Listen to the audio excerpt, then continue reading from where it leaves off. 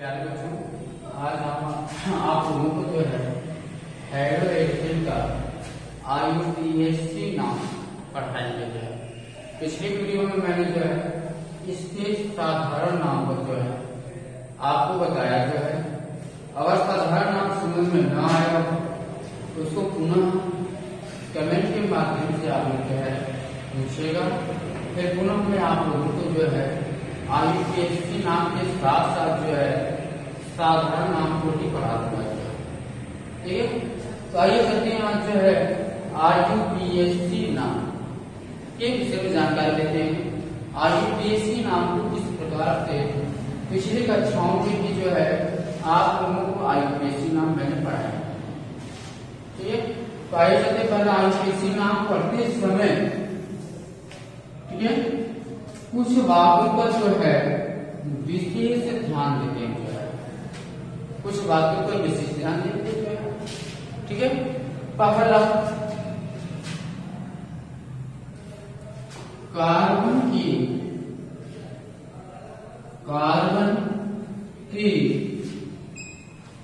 लंबी श्रृंखला। कार्बन की लंबी श्रृंखला मतलब कि यदि कोई श्रृंखला दी गई हो उसमें से कौन सी लंबी श्रृंखला है कार्बन की, उसको पहले पकड़ने की कोशिश करेंगे। दूसरी बात पर ध्यान देंगे। जो है दूसरी बात क्या होती है, दूसरी बात पर ध्यान देंगे क्रियात्मक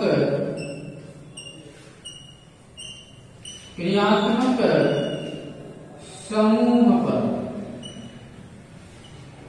क्रियात्मक समूह पर ठीक है, क्रियात्मक समूह पर का मतलब यह है कि क्रियात्मक समूह किधर से पहले आता है, किधर से पहले आता है उधर से कार्बन की गिनती करेंगे। तो आपका मैं पढ़ रहा हूं हेलो एल्केन। हेलो एल्केन में जो क्रियात्मक समूह होगा, ठीक है, हेलो एल्केन में जो क्रियात्मक समूह होगा वह हेलो के धर्मा होगा। जैसे क्लोरीन, ब्रोमीन, आयोडीन और क्लोरीन। ठीक है, क्लोरीन, ब्रोमीन, आयोडीन और क्लोरीन।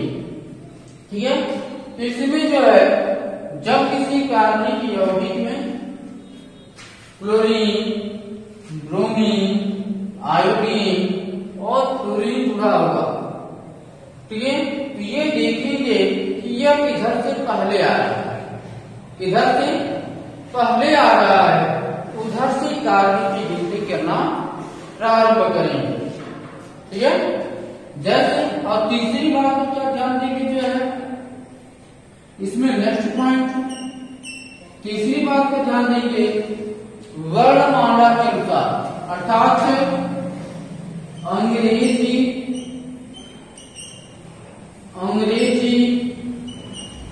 वर्णमाला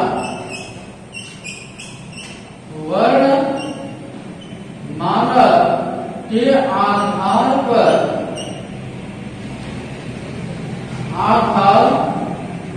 पर नामकरण करेंगे। ठीक है, अंग्रेजी वर्णमाला जैसे A, B, C, D, E, मतलब कि कौन पहले आता है। ठीक है, आपका A, B, C, D, E, F, G मतलब कि A to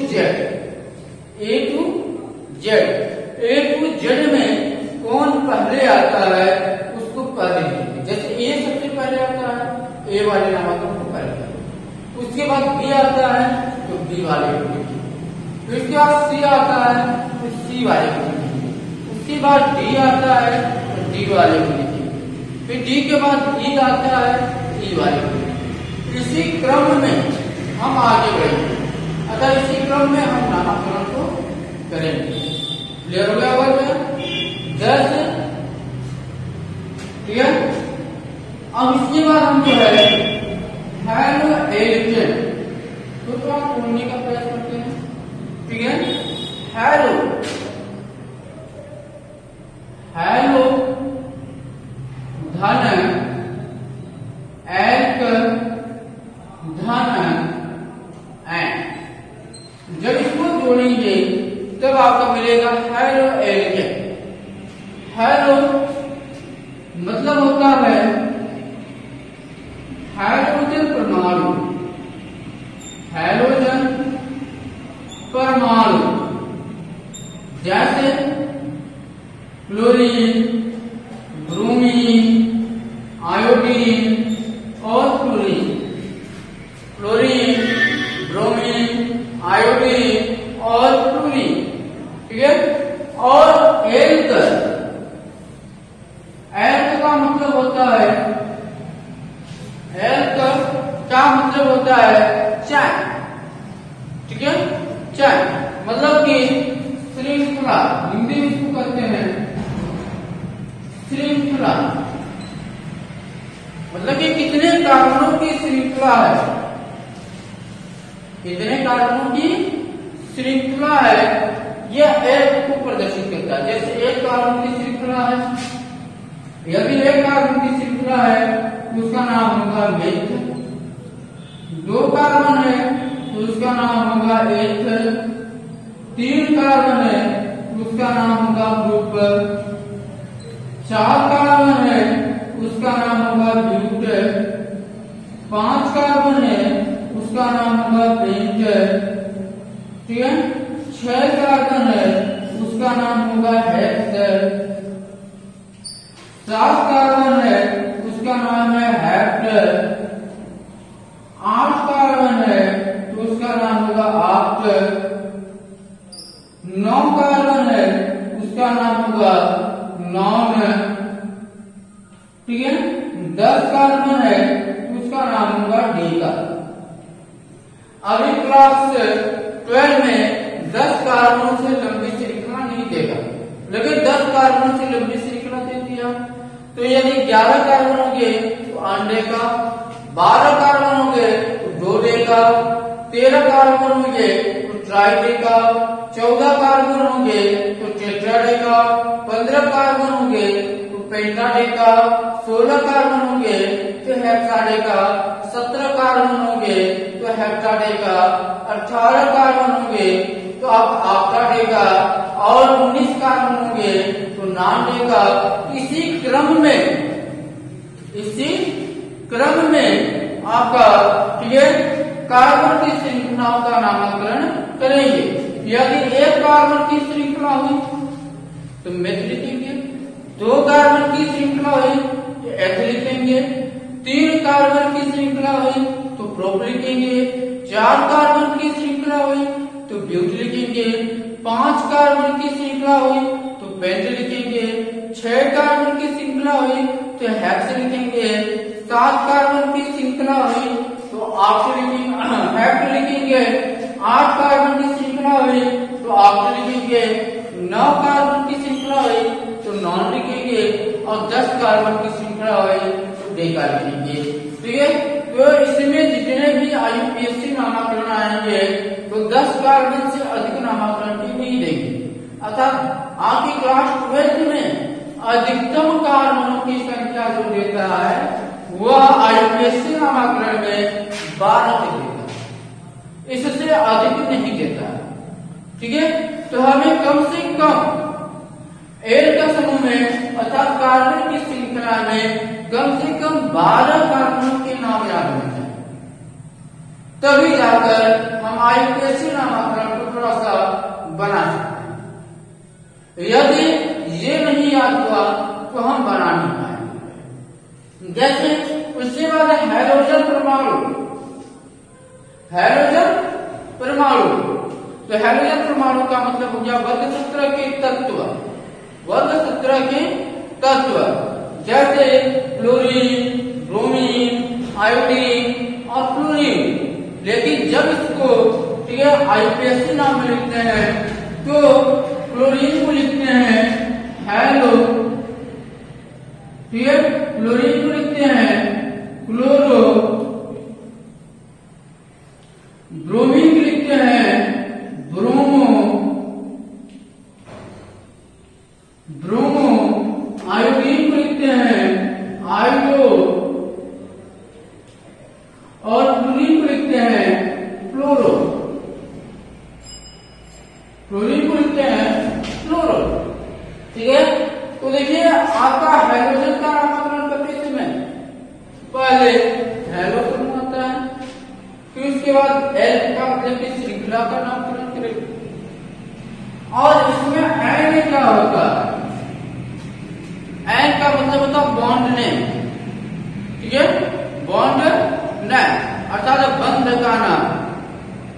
तो एन किस बंध में लगाया जाता है, जब सिंगल बॉन्ड आता है, ठीक है, अर्थात सिंगल बंध आता है तो उसके लिए एन का प्रयोग किया जाता है।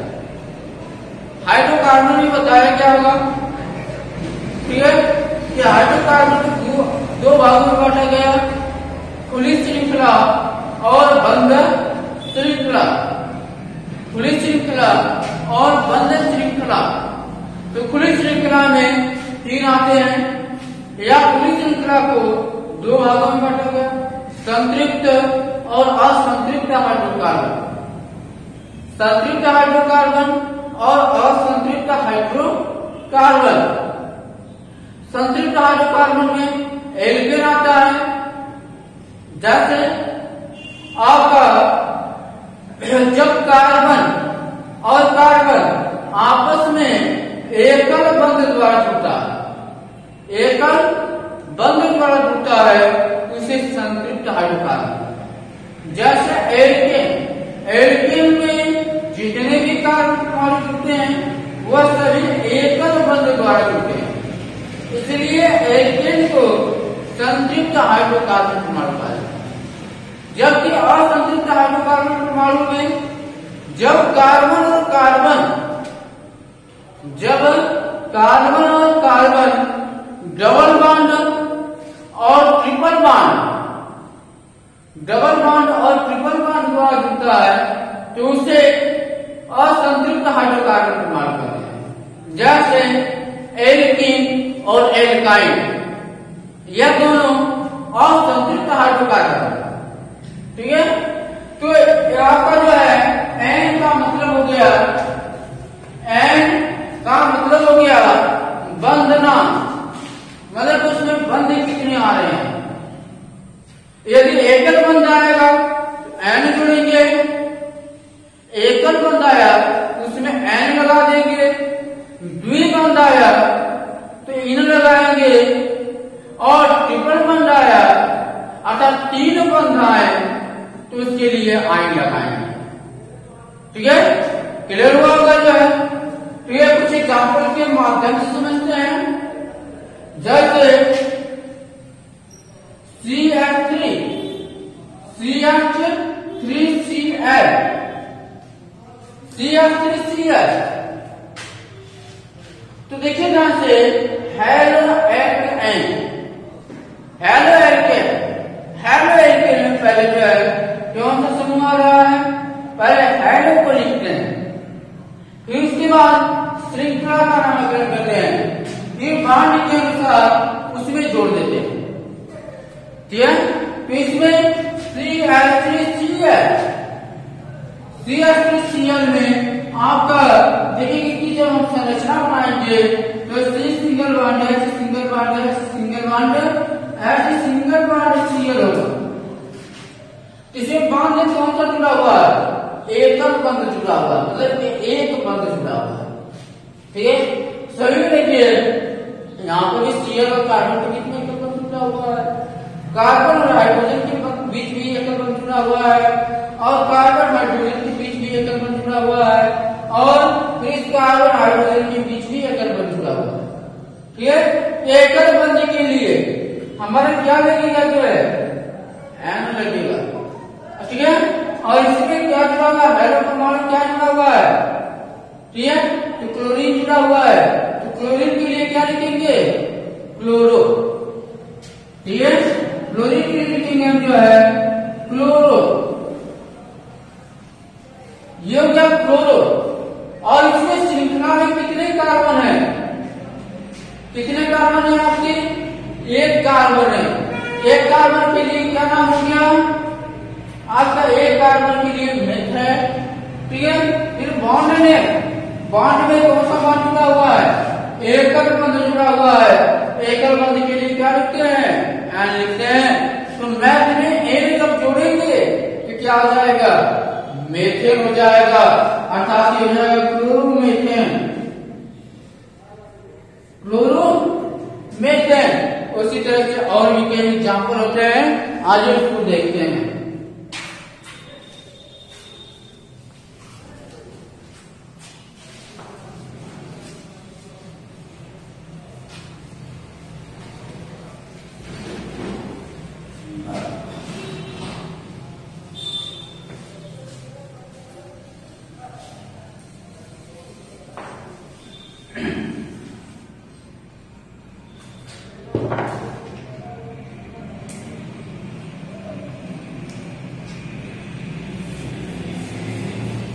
ध्यान दीजिए, उसके बाद नेक्स्ट एग्जाम्पल जो है, जैसे CH3 CH2 Br, इसकी जो संरचना बनाएंगे हम जो है, C single bond H, single bond H, single bond H, single bond C, single bond H, single bond H, फिर उसके बाद सिंगल बॉन्ड आपका हो जाएगा Br। ये इसकी संरचना बनी है, ठीक है। इसमें आपका हाइड्रो के स्थान पर क्या जुड़ा हुआ है, Br जुड़ा हुआ है। हाइड्रो के स्थान पर क्या जुड़ा हुआ है, जो है Br जुड़ा हुआ है। तो Br का नाम क्या हो जाएगा, जो है ब्रोमो, ब्रोमो, ठीक है। कितने का, एक का, मतलब इस श्रृंखला में कितने कार्बन है, दो कार्बन। तो दो कार्बन के लिए नाम क्या था, जो है एक था और एक था। और इसमें बॉन्ड में कौन सा बॉन्ड जुड़ा हुआ, सभी के बीच जो है सिंगल बॉन्ड जुड़ा हुआ है। तो सिंगल बॉन्ड के लिए क्या जोड़ते हैं, एन जोड़ते हैं, ठीक है। ये हो जाएगा ब्रोमो, ठीक है।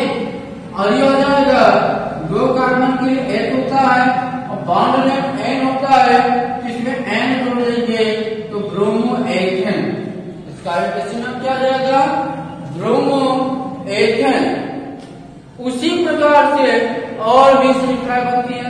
आइए और भी श्रृंखलाओं के विषय में देखते हैं, जो है जैसे CH3 CH2 CH2 आपका जो है आपका Br।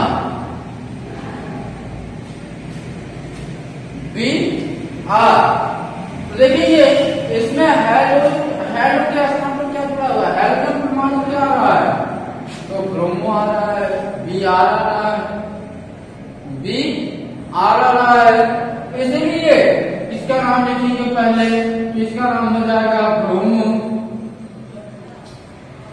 कितने कार्बन है, एक, दो और तीन कार्बन।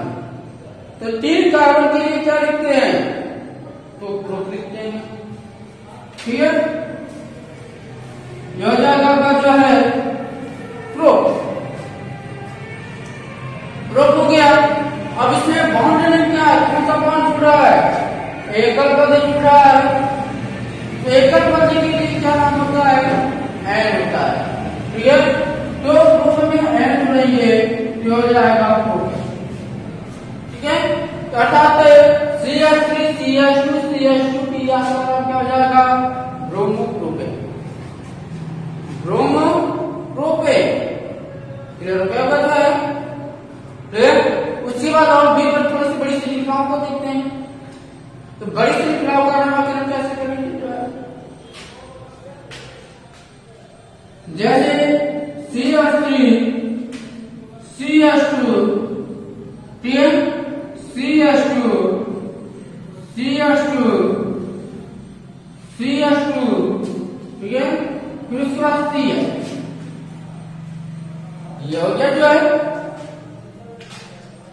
इसमें हाइड्रोजन के साथ में क्या जुड़ा हुआ है? क्लोरीन जुड़ा हुआ है। क्या जुड़ा हुआ है? क्लोरीन जुड़ा हुआ है। ठीक है, तो क्लोरीन को जब हम आईपीसी नामांकन करते हैं तो पहले लिखेंगे इसका नाम क्या हो जाएगा? क्लोरीन का, तो क्लोरो होगा। ठीक है, तो पहले लिखेंगे क्लोरो। क्लोरो कितने कार्बन जुड़े हुए हैं?